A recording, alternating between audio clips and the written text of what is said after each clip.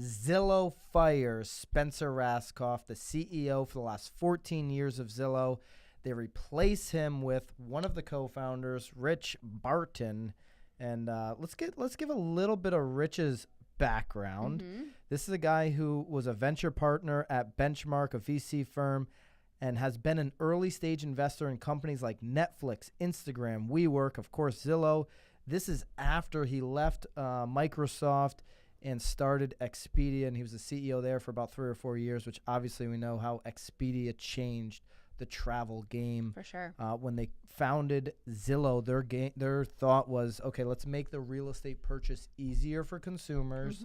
They feel like they've accomplished that to some degree, but they continue to use a very specific word. When every article you pull up, you can find Zillow using this word, that they are at a point of, what was it, inflictionness? Well, I don't even remember the word. It was so over my head. You had to Google it and look it up. I did Google it. Here's the word. They're at an inflection point. And if you look up the definition, a point of a curve at which change in the direction of curvature occurs. So there is so this is their own words. We are at an inflection point, and big change is certainly coming. We've got a few articles. We've been talking about that for like months. Ever. Yeah. Yep.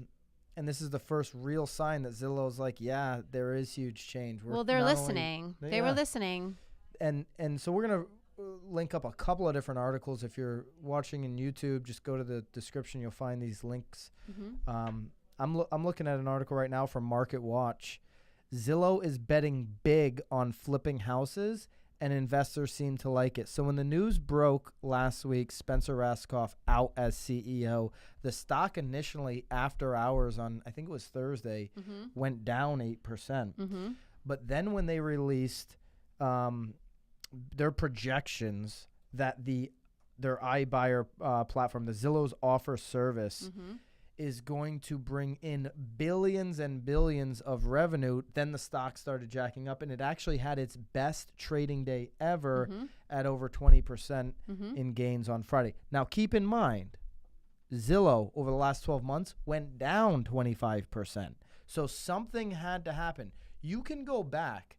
I don't know, Suave doesn't have enough time this week. I think at least 10 episodes. You can go back on so many episodes where I have screamed. Buy Zillow. Well, I've screamed buy Zillow when they went down because I said they're going to go back up. But I've also said this. If Zillow, and remember the last 12 months, their stock has gone down considerably, 25%. I have said so many times, if Zillow stock gets low enough, they will make dramatic changes. How many times did I say that? Well, there was you can replay that over and over again. There was also an episode that I think we talked about the fact that we knew Zillow was going through a change because they were running in the red. They've been running in the red. Well, they've been doing that forever, yeah. Well, no, but I'm just saying, and now they're, and Barton even says, like, there's going to be lots of money being invested in this iBuyer thing. It's not going to happen overnight, but it's something that they're committed to doing. So, again, that's, things were brewing in the background. Things were brewing in the background for sure. Zillow Group Incorporated believes Uberized consumers want to instantly buy and sell homes on their phones, so it is making an even bigger bet on real estate buying despite projections that carry a lot of risk. This is a racket. They don't have enough data at this point to say that consumers want to instantly buy and sell homes on their phone. That's a complete racket. You guys need to understand that.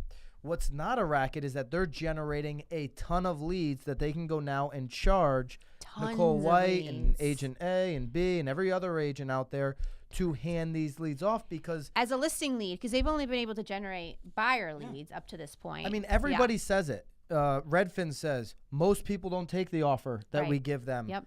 Like a lot of people aren't taking these offers. So for Zillow to say that more people are going to want to buy and sell instantly on their phone, the data does not show that. It just doesn't.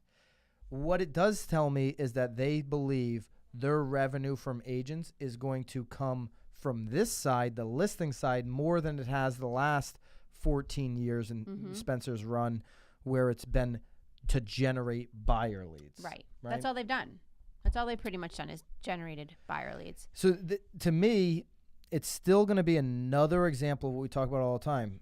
More commission compression. They're going to continue to take a chunk out of this commission pie in real estate, but they're going to do it on the listing side now. I just don't believe that there is an overwhelming, and the numbers don't show it, right? The numbers don't show it. An overwhelming amount of that are ready to fully automate this process.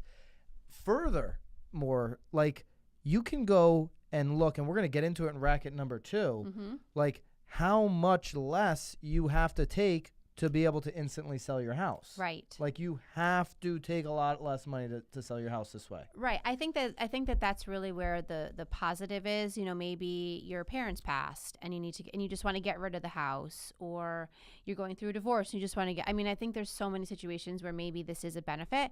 And in all honesty, if you're talking about all of America, I mean, there may just be enough opportunity for them. I mean, even if they're just buying bank-owned properties, like they could be sort of gobbling up those bank-owned properties because they're seeing investors making money off of them. I mean, it'll be interesting to see. And it's interesting too, because obviously all of our topics are very closely related, because they all sort of have different this is what's happening in this different rackets. This iBuyer thing is, a huge deal. Do I think that iBuyer platforms and services are going away? Absolutely not. No, I think if anything, we'll see them more and more, especially when people start realizing that they're incredible lead generators. I mean, and it's a percentage of the market. I will have to send you this, and maybe you can pop it up. Tom Ferry did a video recently where he says, hey, right now iBuyers have this percentage of the market. It's a really small piece of the pie. He goes, well, in 5, 10, 15, whatever it is, whatever he said, 5 years, it could look like this. Like, that piece of pie could go like this, right? And who are they squeezing out? They're squeezing out some agents. It's gonna squeeze out some of these house flippers or We Buy Home on the telephone poles, like those types of businesses, right? Like, that's where it's not going to take everything. It's not 100% of the market, right? But it is going to take a bigger piece than it has today, and that's what Zillow is betting on is that piece of the pie expanding, and they want to get it before Open Door does, or name whoever, right? Right. Yep. Nicole? Yeah. Are you all right? We're good. Nicole, all right? Take her. I'm agreeing. Take her temperature. I'm agreeing with you. I'm here. So is it a racket? Do you think think it's a racket that they got rid of Spencer? No, I mean, I think that Spencer. There needed to. Well, he's not going away. I mean, he's still very much part of the. He's fine. He's gonna do fine. He's part of the Zillow group still. Something had to happen. Something had to change. If not, something had to give. There were so many things happening in 2018. They went through a lot. Yeah, with pissing off agents, getting rid of leads, saying they don't need leads. There were lots of things that they tried to implement or wanted to implement. It wasn't working. The mortgage program, but again, they're not dumb. I mean, they saw it and they pulled the trigger rather quickly. If nothing else, changing the CEO and saying, "Hey, we're expecting billions out of this," it helped. The stock up 20%. So for that day, they're looking good. They're feeling good about it. So I'm interested to see how it all continues for Zillow.